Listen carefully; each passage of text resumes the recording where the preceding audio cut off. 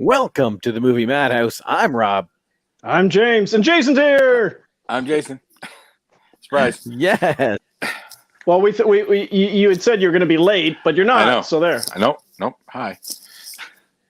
Look at you go, right on time and everything. I was concerned of what was going to happen when this came up because both the countdown just for me just flipped 10, 10, 10, 10, 10, 10. And then the Madhouse lead in didn't finish. Like, it was really weird. You have an like iPhone. It looped. Oh, shush. Asking a question. How you guys doing? Good.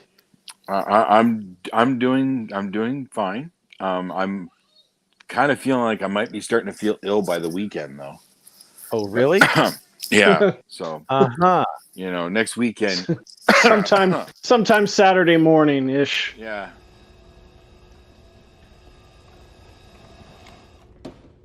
How about no? He said it best. That's true. Let me see. Greg's here. Hey, Paco. Hey, Greg. Dokos. Word up, movie fans. I'm not sure what Paco Dokos is, but he says Paco me Daco, or it's just something he says. Oh, really? Yeah. Well, he said it officially here. Look at him go. Well, guys, are you ready for today's topic? Okay, Yes, I want to sir. give full disclosure here. I came to a very sad realization. I only have You haven't 6. seen 10 Ray Liotta movies? What? I could have padded it out to 10, but the bottom 4 honestly are movies from his like the 90s leading days that weren't all that and nothing to stand out to me. I disagree. Like Article 99, I remember the title. That's it. No Escape, I could picture the poster. That's it. Not a great movie. I'll give you that.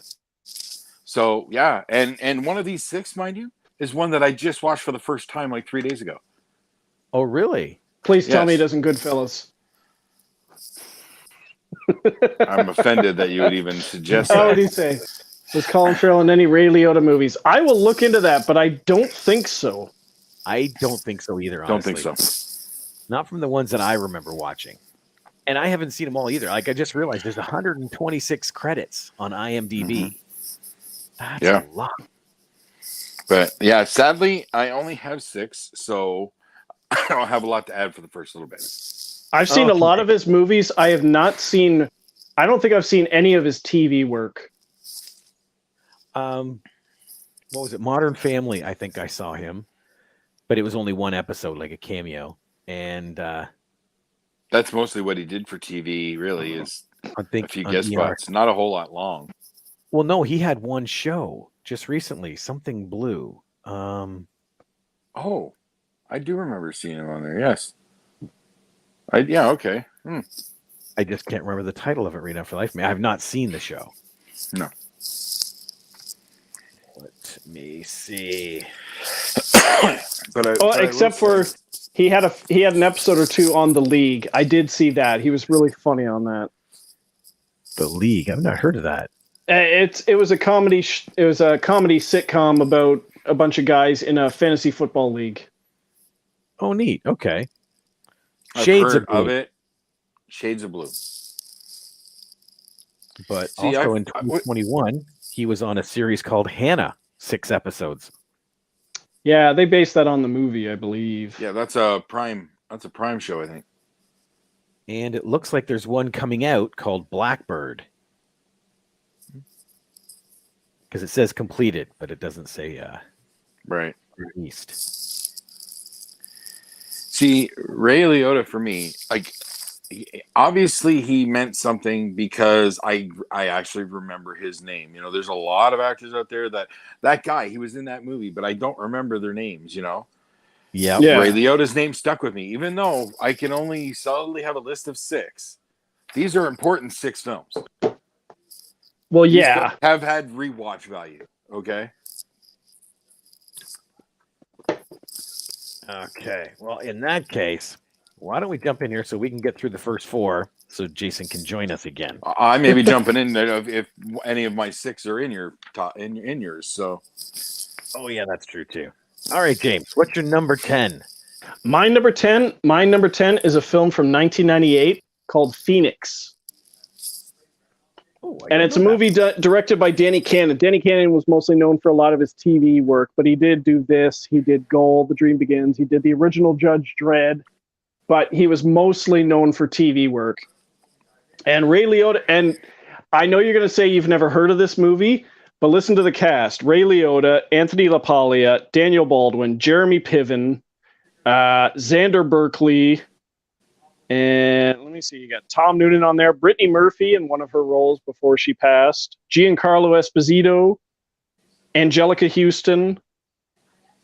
It's got a pretty impressive cast for a direct-to-video. It does, but it was sort of like he plays a cop who's a degenerative gambler who gets involved with the Brittany Murphy character, who's just like a hot young girl, and he tries to use her as a distraction to win money back, and doesn't really work out. So he gets involved with her mom, who's Angelica Houston, and yeah, it's better.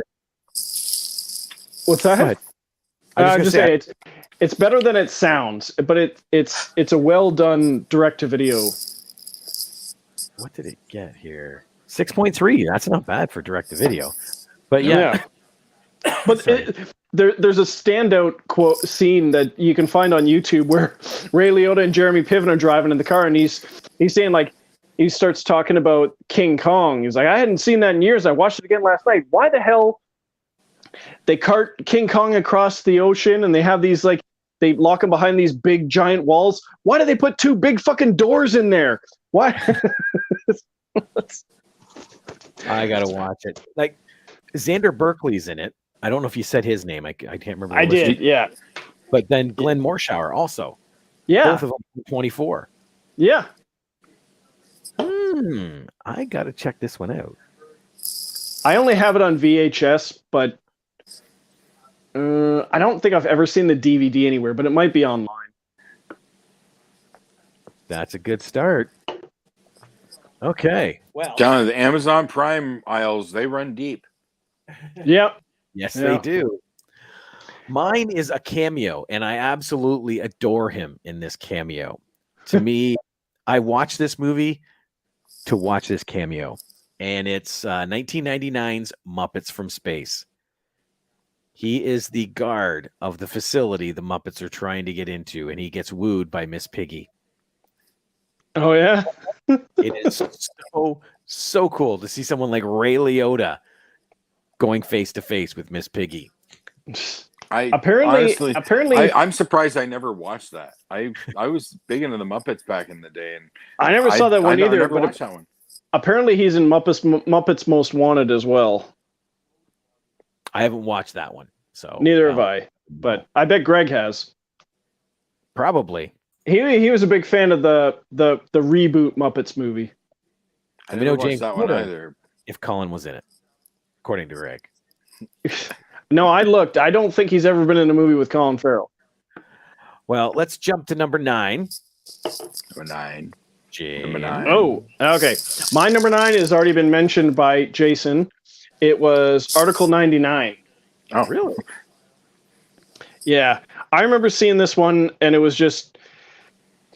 It's one of those. It's Ray Liotta and Kiefer Sutherland, and Kiefer Sutherland is like the new young fresh doctor at the Veterans Hospital, and Ray Liotta is the veteran at the Veterans Hospital who knows all the ins and outs. And I just think it was a great. I thought it was going to be funnier than it was, but it was also better than I thought it would be. It was good. I really enjoyed that film. Yeah. Forrest Whitaker's in there too. But it didn't quite make my list because, like I said, these are the things that I watch more, and I've only seen Article 99, I think maybe 3 times total. I've only seen it once. I've got the DVD somewhere. I'm sure I watched it when it came out. I just don't remember anything of it. It just didn't stick with me. Fair enough. Well, my number 9 is from 2002, and I've seen this maybe a dozen times, but I love Jason Patrick. All right. Ooh. And seeing him opposite Ray Liotta in Narc. That's my number 2. Number 2? Yeah. I love Narc. Joe Carnahan's second movie, and it was amazing. Yeah. This one, Never watched it. It is so good. It's another, like, Jason Patrick in here reminds me of oh my God, what was the one with Jennifer Jason Leigh? Rush. There we go. Also with Jason Patrick. Yes. Well, that's what I mean. The Jason Patrick there reminds me of the Jason Patrick. Oh yeah. Right. I don't know. I remember watching the behind the scenes videos of this movie years ago, and you got Tom Cruise in there because he was a producer, and they shot it in Toronto in like really scummy areas of Toronto. But I think they may have referenced Rush. I can't be sure. Oh, really? I think so. But I can't be sure about them mentioning Rush, but I know that they shot it in Toronto. No, that's at least parts of it. Oh, party started. Our Australian here, Nathan. Good day, fellas. Yes. Okay, so that was number 9. Now we'll jump to number 8. Number 8. My number 8 is a film from 1996. See, I was a big fan of Ray Liotta's in the 90s. It is a film called Unforgettable. And this was a film with Ray Liotta. Oh, did you see it? I did when it first came out, but I don't remember it very much. It was Ray Liotta plays a medical examiner who's accused of killing his wife, and you've got him, you've got Linda Ferrantino, you have Peter Coyote, Christopher McDonald in there, and Linda Ferrantino is someone who's developed this drug that helps you relive someone's memories. So he's trying to use it to track down the man who may have killed his wife. Also has a very creepy performance by Kim Coates in there. And what's that? Kim Cattrall's in it. Yeah, Kim Cattrall. You've got David Paymer. Even the picture of Kim Coates is kind of creepy there. Yep. But Linda Florentino, ever since Men in Black, I try to follow all her movies, and that's why I originally watched this. And one of my favorite Canadian actors, Callum Keith Rennie. Really? He is in there. He's credited as drug dealer. Ooh. Linda Fiorentino for me, that's Dogma. She's Bethany. Oh, she was good in that. Yes. But yeah, I gotta rewatch that one. One of my favorite performances of hers is one with that you guys have not heard of. It was a TV movie with her and C. Thomas Howell called Acting on Impulse. No, I have not heard of that one. Yeah, nor will you likely find it anywhere. Just something really? I taped off TV and enjoyed. Predecessor to the Hallmark Channel. Right? Let me see. My number 8. Where's my list? Here it is. Oh, from 2001. Not the best chapter in this franchise, but I loved Ray Liotta's part in this, is Hannibal. That is my number 6. That's my But number 6. that's my personal favorite of that series. Because of course it is. I wasn't going to say it out loud. That was my number 6 as well. Really? Nice. Why did you guys put it? Like I said, it's to me. My list is a mix of how much I liked Ray Liotta in the movie and how much I liked the movie itself, regardless of how big his role is. Okay. Jason.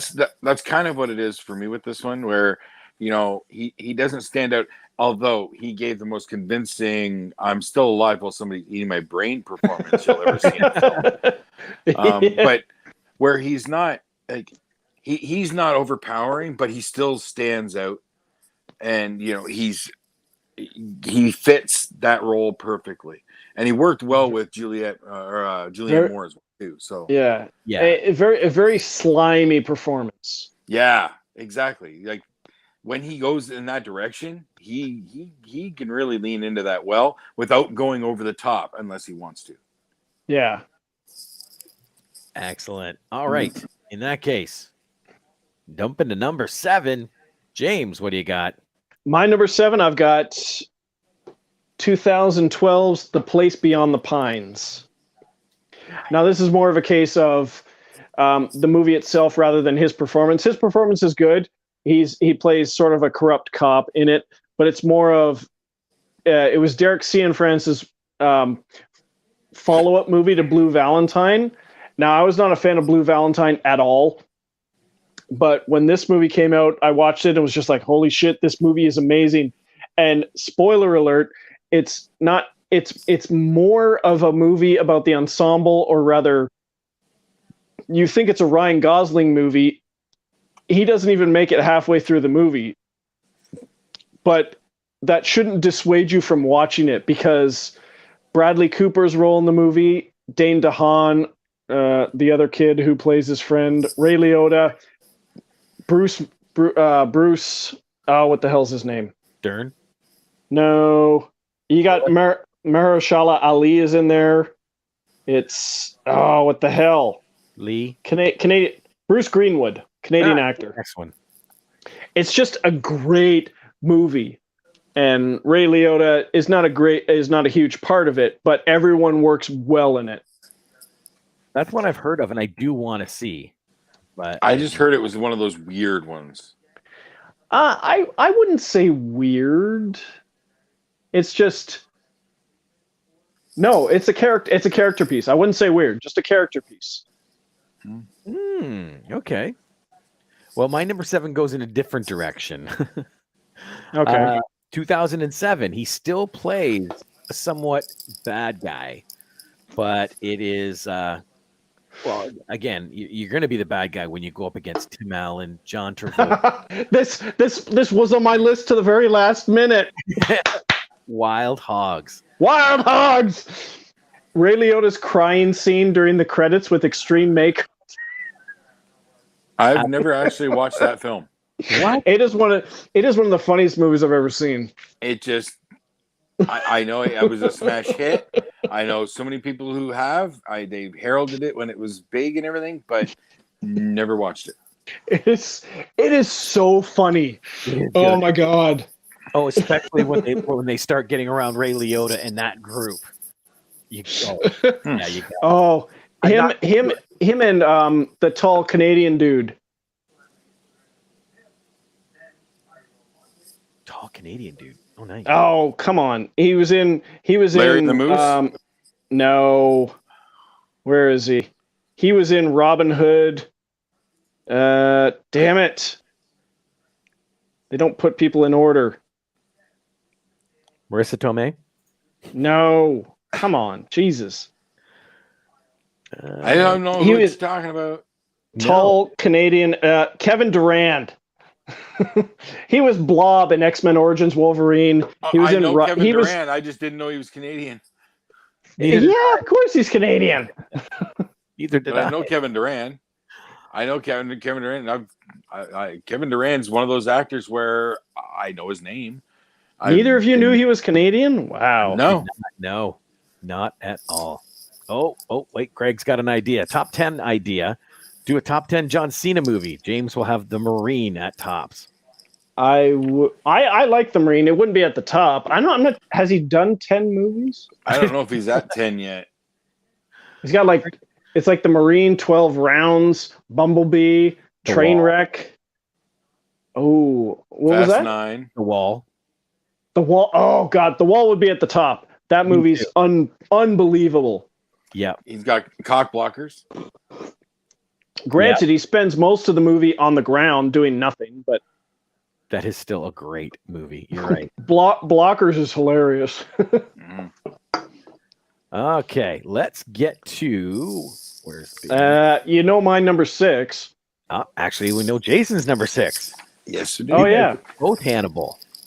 So that's And what's what's right yours? from 2001 with Johnny Depp. Blow. That almost made my list because he does a great job in that one, especially number 4. It's his number 4. Oh, nice. That's the one I just watched 3 days ago. Oh, really? Really? Yes. I saw it in the theater when it came out. I watched it on DVD and VHS. I haven't seen it in probably well over a decade, but I used to watch it a lot. I had never seen it, but it, with of course Johnny being so heavily in the news, it kept coming up where recommended. So I watched it.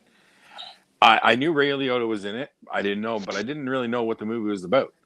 So, it was a great movie, and Johnny was spectacular. But Ray was fantastic as his dad, even though he did not like what his son was doing. He was still his son, and even though he hated it.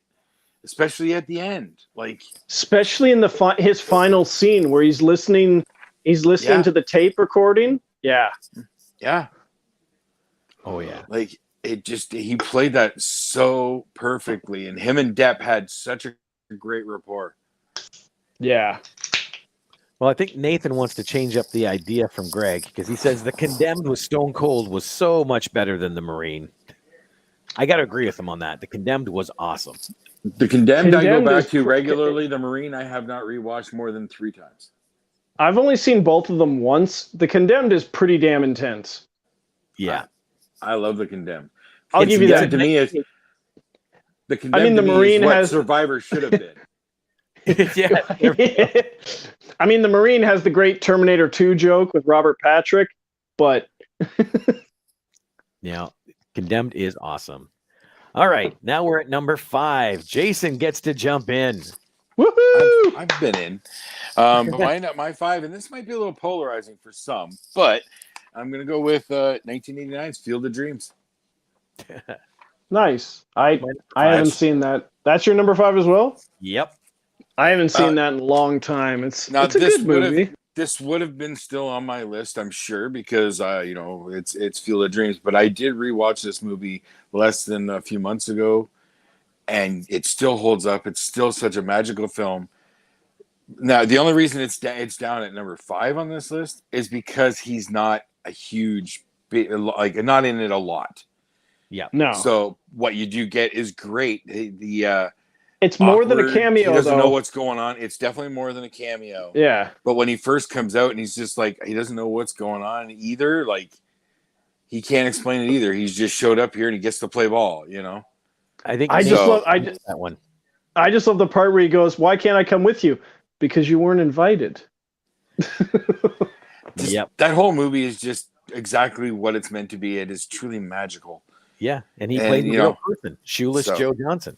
Or Johnson or Jackson? Jackson. Thank you. Yeah. But he plays a real person that was banished from baseball. Yeah. Yeah. And it's a great movie, and it was a great role for him. Which led into his next big role, but we'll get to that in a minute. Yeah. I'm sure. Thank you, Nathan. They already jumped on me about that. James, what's your number 5?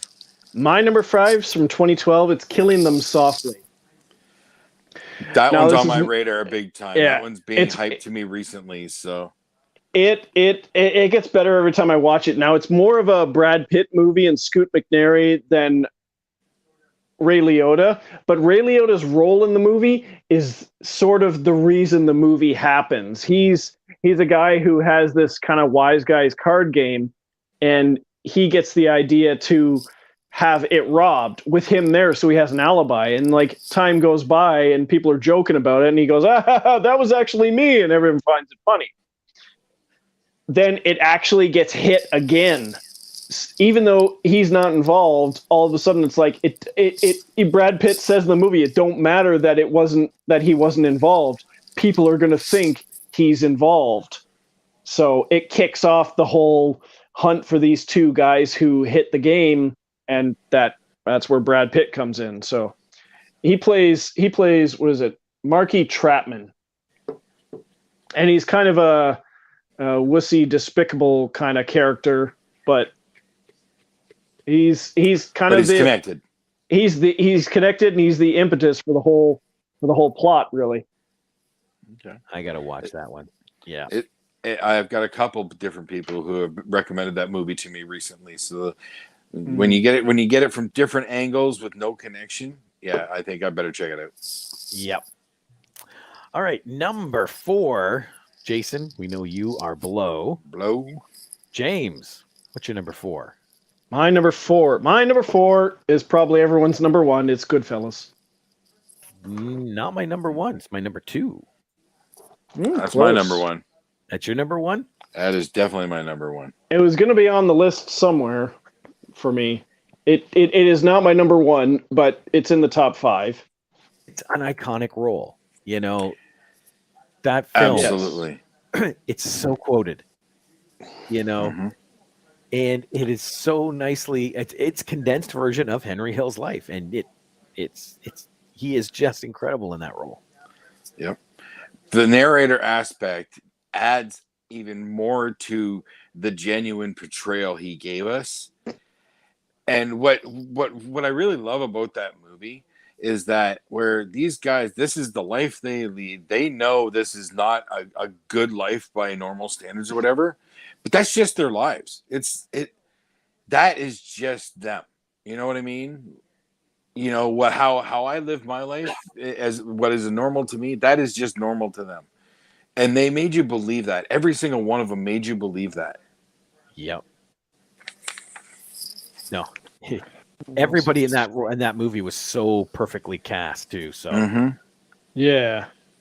Like Joe. And then from that we get the Good Feathers on Animaniacs, which was always one of my favorite segments on Animaniacs. Yeah. Pesto losing his shit. Like I forgot about that on Animaniacs. No, I didn't. Nice. Nathan here says, has anyone seen Smoking Aces yet?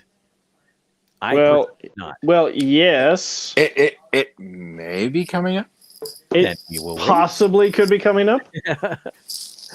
My number 4 is a movie where he gets to play 2 people. Oh, that almost made my list. 2021's The Many Saints of Newark.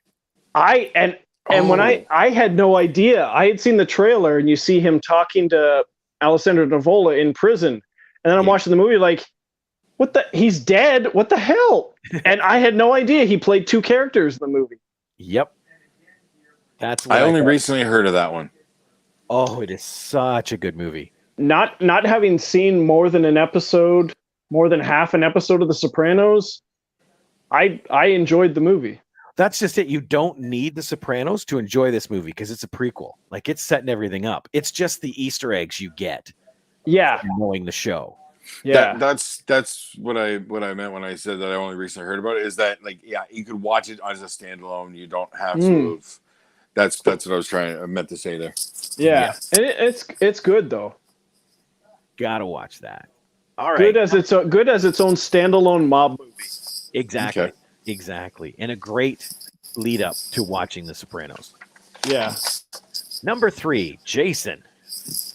Number 3 from 1994, Karina. Oh, I've never seen that one. Him and Whoopi Goldberg, right? Whoopi Goldberg and I cannot remember her name. She was in Napoleon Dynamite. Like later when she grew up more. Shoot, I can't remember the little girl's name now. But it's such a sweet movie. He's a single father with this daughter, and Whoopi Goldberg comes in as kind of like a Mary Poppins. It's very give a Mary Poppins vibe. Yeah. But less on the actual magical fantasy. More like yeah. And just the Ray Liotta, just he was so heartfelt, like in his sorrow for missing his wife, and just trying, but his daughter doesn't speak, and it's such a great, sweet performance, and coming because that obviously for me was the next film I ever saw with him after Goodfellas. What a change! Yeah, big difference. The name you were looking for was Tina. I think the first movie I ever saw with him was Unlawful Entry. When I saw that in the theater, and he plays a bastard in that movie. But now also in Karina is Don Amici, who from doesn't pop up in a lot of movies anymore. Well, because he's an old time actor, but still, it's great to see him in a role too. And that was in '94 though. Yep. And you said her name was Tina Majorino. I knew the name stands out. Oh, that's the girl from Waterworld. Yes, that's the other movie I was also trying to think of. Oh yeah, that's right. That's why I recognized her. I didn't recognize her from Napoleon Dynamite, but her face is like, that looks familiar. Well, you got quite of a year gap there, like a good 10 years between. So Ardola says that, hey everyone, the girl's name is Tina Majorino. Favorite of his movies was that was for me. Honorable Hubie Halloween. That's that Adam Sandler Netflix movie. Yeah. I've not seen that. I heard that one's actually supposed to be pretty fun, but I didn't check it out. And that's what I've heard too, but I still haven't. I'm gonna wait closer to Halloween. That way it's more festive. Oh yeah. Got to get it in the festive. All right, James, what's your number 3? My number 3 is the one that somebody asked about a second ago. Is Smoking Aces. That's my number 2. And this is more of his movie. His role was good in it, but the movie is another amazing one. It was just everyone was amazing in it, especially Ryan Reynolds. But I mean, that movie. His partner is Ray Liotta, so yeah, that's my number 2, Rob. Nice. There it is, 2006. Yeah, Liotta himself in this movie, he's that great, kind of laid back veteran FBI agent, and he's the mentor to Ryan Reynolds' character. Right. You definitely have the strong mentor, like almost, I don't want to say father son, but definitely old dog teaching the new pup. Yeah. They're dynamic. They had a great rapport again, like just some great banter in one of Reynolds' rare, more subdued roles. Yeah. Except when he lets loose on Andy Garcia at the end of the movie, he's just like, you left Carruthers dying and in the dark. Yeah, it'll die. Some great intensity from him in there. Oh man. But Liotta, even showing he had a bit more badassness, because even though he was riddled full of bullets, he was still alive to get that one last kill shot in. Yeah. I gotta watch this. I've not seen this one. I haven't. Ever? No? Oh my God. Dude, hold on to you want to buckle in, because it's a ride. It gets crazy. Oh man. The introduction of Chris Pine, which this is the first movie I saw with Chris Pine, and I had no idea who he was. It wasn't until years later that I realized that was Chris Pine. Tremor brothers. Kevin, and we just mentioned Kevin Durant. Kevin Durant is in there. Ben Affleck in there. Oh man, the scene with Chris Pine and Ben Affleck. The little. Yep. I just got booed by Nathan too. Oh my God. You're missing out, man. You need to check it out. And what James just mentioned, one of the absolute best on-screen duos you'll ever see is Chris Pine and Ben Affleck in that film.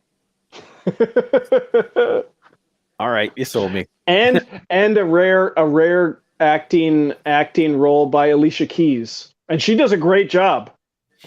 Oh yeah. Oh yes. I've heard the name and I've been meaning to watch it. But it's just one of those things that keeps slipping down the chain as other things get put on top. Stay away from Assassin's Ball. It's actually a prequel, and it sucked. No, I wouldn't. I thought it was pretty good. It went too way too over the top cheesy. It's just it couldn't possibly measure up.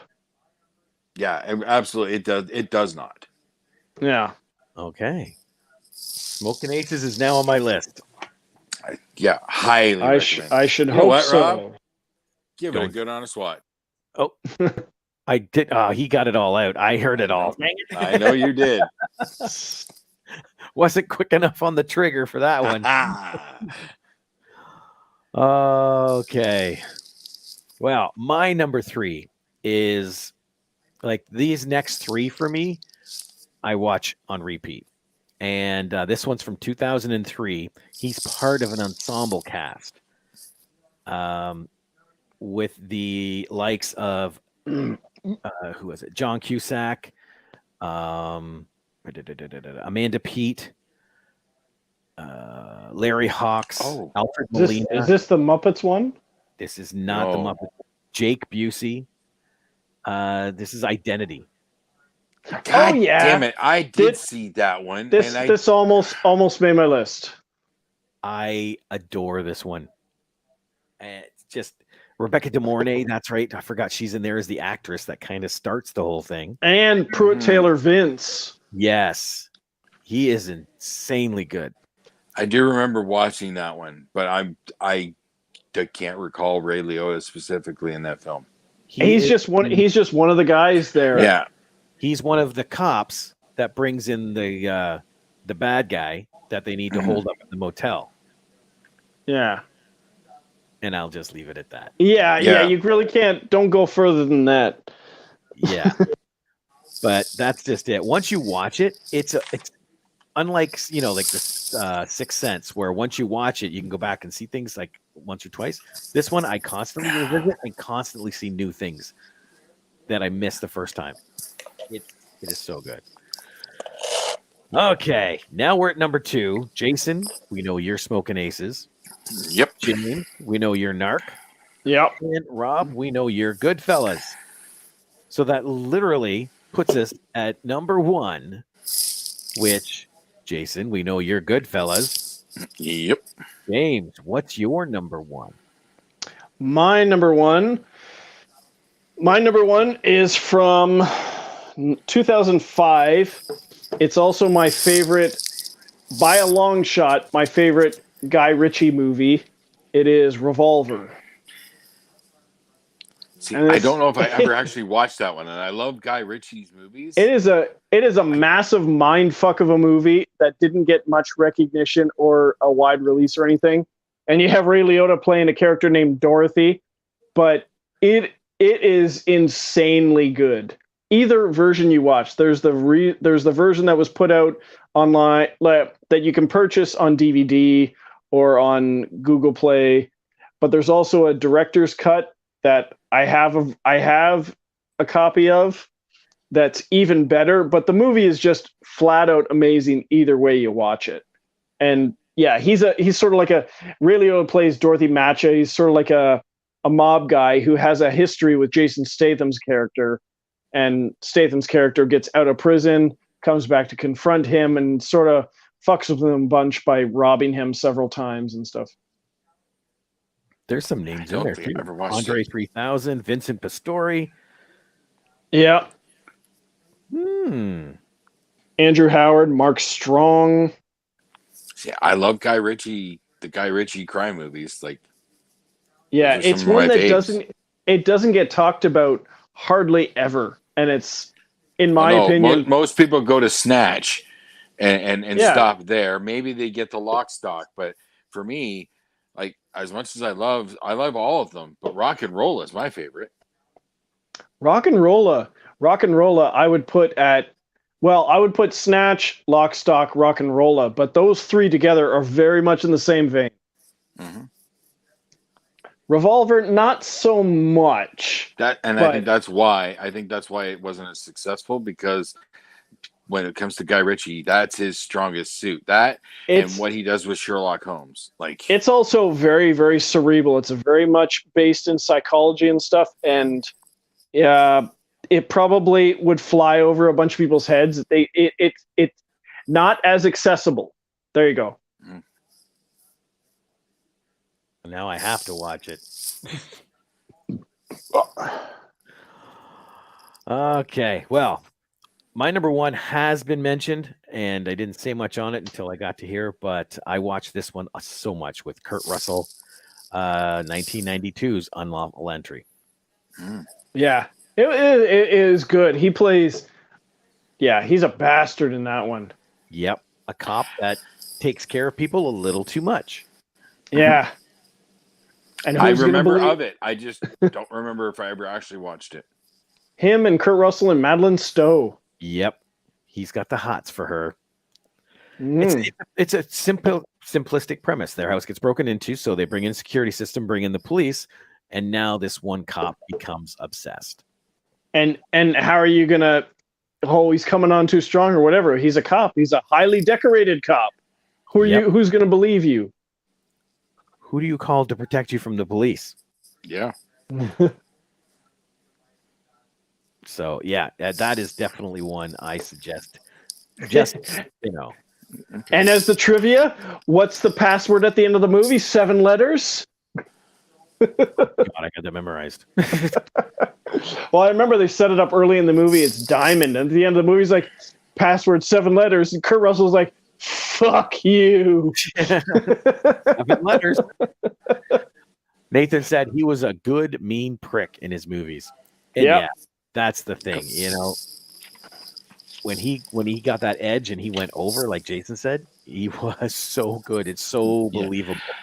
But he also has a great facial expression for it. His eyes have this way of getting a piercing intensity. Yep. Exactly. So yeah. He will be missed. Big time. Like I was looking at his thing here. He still has, was it 5? Sorry, let me get back to the top. 1, 2, 3, 4, 5. There's 6 in red. Blackbird, that TV show that's completed. El Tonto, which is completed. Cocaine Bear, which is in post-production. Dangerous Waters, and this is what confuses me. I'll go April 29th, 1992 is a movie that's in post-production. But the last 2, Dangerous Waters and The Substance. Dangerous Waters says post-production. And Dangerous. Sorry? I was just say Dangerous Waters is the movie he was making when he died. That's what the news reports all say, but it says post-production. The Substance says filming. So I'm curious where. I wonder if he was he just in between, like he was just getting ready to leave Dangerous Waters to go do The Substance. Technically, post-production could also mean reshoots. Yeah, that's true too. That is very true. Ardola nailed it. For television, he was great on The Simpsons. But Ray was an amazing actor. It is sad that he passed. He was someone you'd love to hate. And yeah. Or Absolutely. in the case of Henry Hill, love to love, because he was fun watching him be bad. Yep. Yeah. But man, so at least there's 6 more projects coming out that we'll be able to see him. Well, I got a 5 lot more to catch up on before that, though. Yeah, buddy. Yeah. Yeah. But this is the thing too. Like you even noticed tonight, you've seen stuff that he's been in. You just don't remember it. You know. I remember seeing parts of one of his first movies, Something Wild, and it's him, Jeff Daniels, and Melanie Griffith. Yep. I've been meaning to go back to that one. I haven't seen it since way back in the day, so I should revisit that one too. That title sounds familiar, but I'm drawing total blank. 1986. That was a while ago. But yeah. So there we go. That is our top 10. Oh, go ahead. No, just before we go, I'd like to discuss. I watched a great film this week that I'd like to discuss. Ooh, please do. I went and saw Top Gun Maverick in Ultra AVX Dolby Atmos. Nice. I've seen just about half of it. How have you seen just about half of it? How else? You don't work there anymore. No, I don't. I watched it online. Nathan said, sorry, I left for a minute. Has anyone watched Bad Boy Bubby? I don't know what that is. No. We were supposed to watch that. Oh. Am I missing something? Boy. No, this was the one he told us about from 1993. and we said we would watch it. Had I left the room? No. You were there. Okay, so we need a refresher, and I will definitely get that squeezed in this week. But while he's looking that up, Jason, please Yes, continue. speak about Top Gun. Top Gun Maverick, in my opinion, is probably the best sequel film I have ever experienced. Oh, I'm sorry. The show's over. Better than Terminator 2? We've all been Yes. fired. Go home. Really? Oh, all right. Yeah, Top Gun Maverick is a fantastic piece of film. It does not follow any sort of formula whatsoever. It gives just the right amount of homage to the original film, but also a beautiful continuation of the story of Maverick himself. An absolutely beautiful send off for Val Kilmer. They have a great scene together, and it is, in my opinion, that scene has some of Tom Cruise's best, like, heartfelt, genuine, dramatic acting. I will say I have seen that scene, and I'm impressed so far. They made Val Kilmer's limitation of not being able to speak. They made it work in the film. Yeah.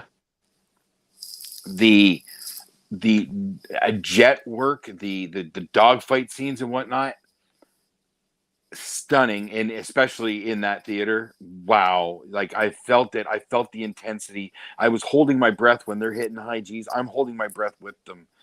Like it was amazing what they did there. It was not a cheap movie to make, because I heard a piece of trivia where to rent those planes to do what they needed, $11,000 an hour per plane. And they shot thousands of hours in the planes. Yes. None of the actors were allowed to touch anything in that cockpit whatsoever, period. Not even Tom. It's a fantastic flick. Miles Teller, everybody's great in it, in their roles. It does not, you think it's going to follow a certain story path. It does not. You won't be able to predict it. Jennifer Connelly's great. Miles Teller is a dead ringer. I can't believe Goose. I can't believe when I found out who Jennifer Connelly's character who she was playing.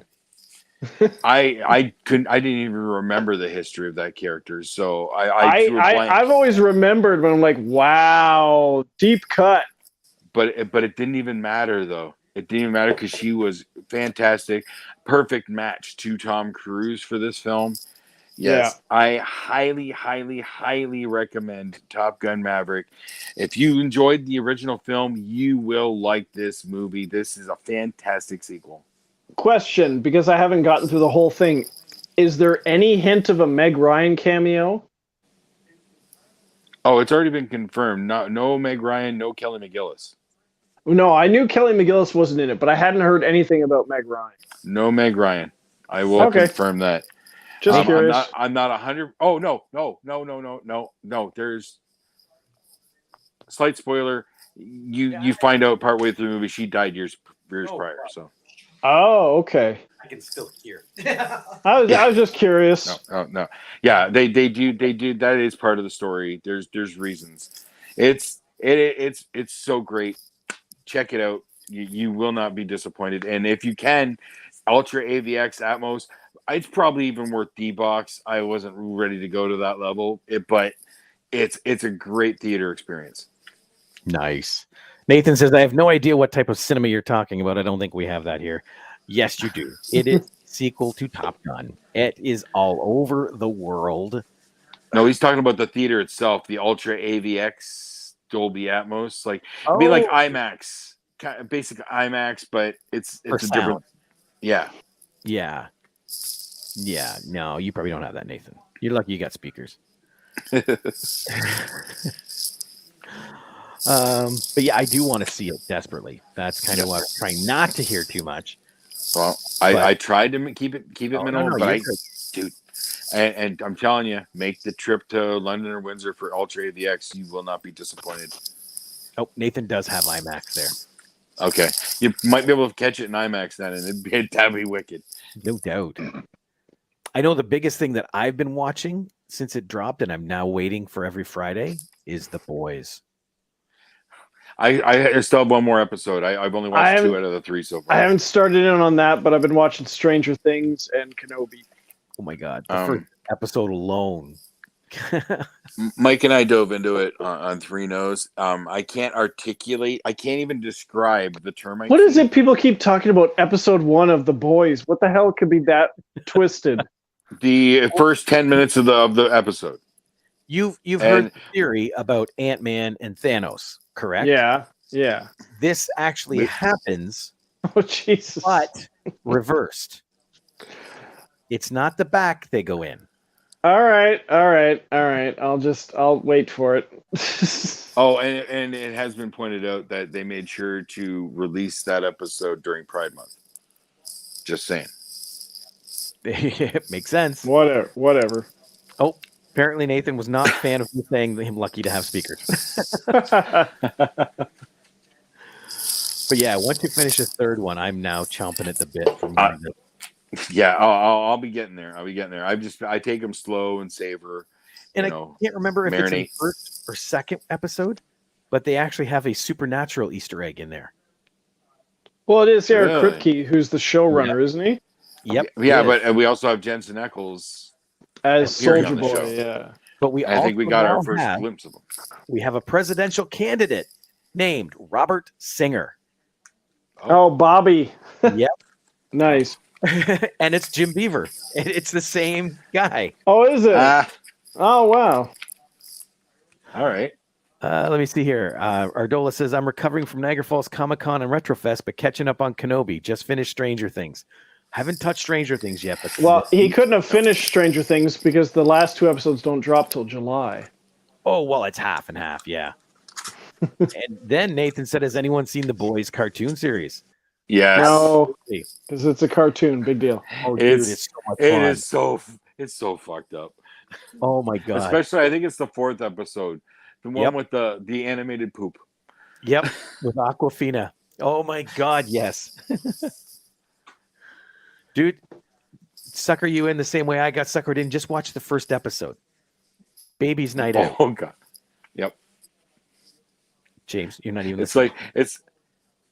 James, no, I'm not. Pay attention.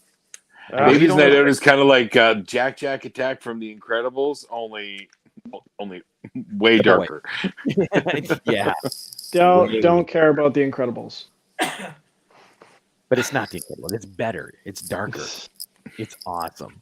Yes, Nathan, we have seen it, the important ones, and it is good. Mm-hmm. Yes, I hope we get more of that. Which one did Christian Slater narrate?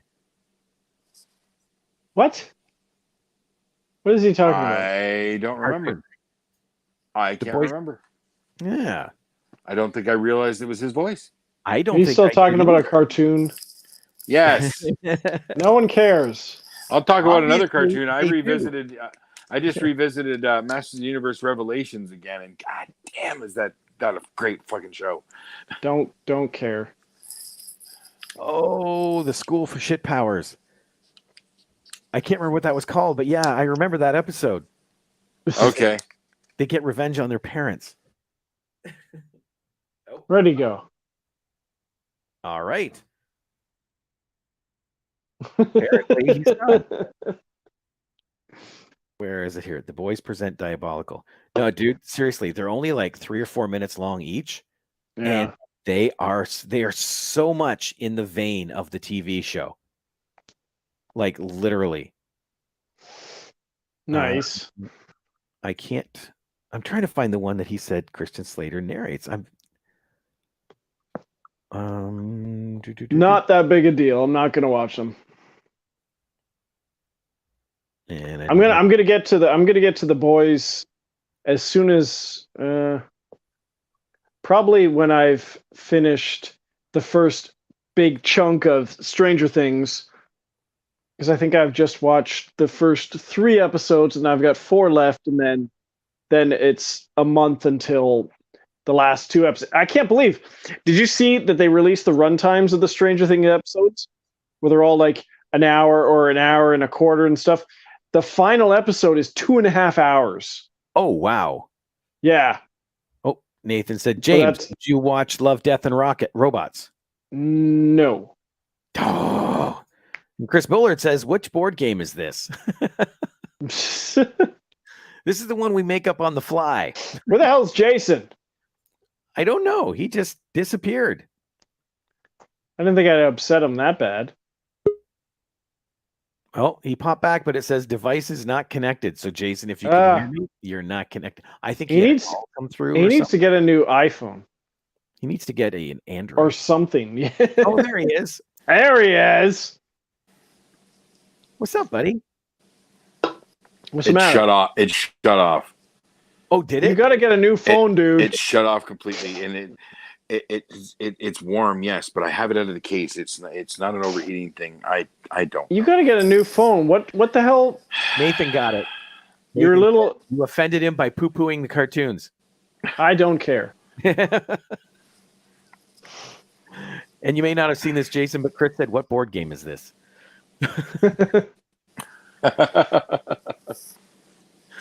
This is the boys' home version. Yes, exactly. Oh, man. But yeah, thank you guys for doing this top 10 and our Yep. little diatribe at the end there. Yeah. Sorry, had to do it. No, dude. That's what the show is for, right? And where is it? There we go. All right. So now we'll have to pick up next week's topic and see what kind of trouble we can cause. I've already talked to a couple of other people about guesting for either recasting or top 10 lists. So Okay. we might see Yeah. some people on here. Okay. Cool. And Nathan says, watch Bad Boy Bubby. Bad Boy Bubby. Well, Got to find Bad Boy Bubby. since this is the first time he's asked me, I'll do it. You know, Bad Boy Bubby. Bad Boy Bubby. Bad Boy Bubby. I still don't know what Okay. the hell Bad Boy Bubby is. it's I a don't know film, either. and we have to watch it. That's I all gotta we think. need to know right now. I got to find Bad Boy Bubby. Okay. Oh, there we go. Chris even says, stay mad, boys. Nathan did not say that. Alrighty. Well, and then, We're really gonna piss him off. yep. For another week at the Movie Madhouse, I'm Rob. I'm James. I'm Jason. We'll see you guys all later. Bye. Toodles.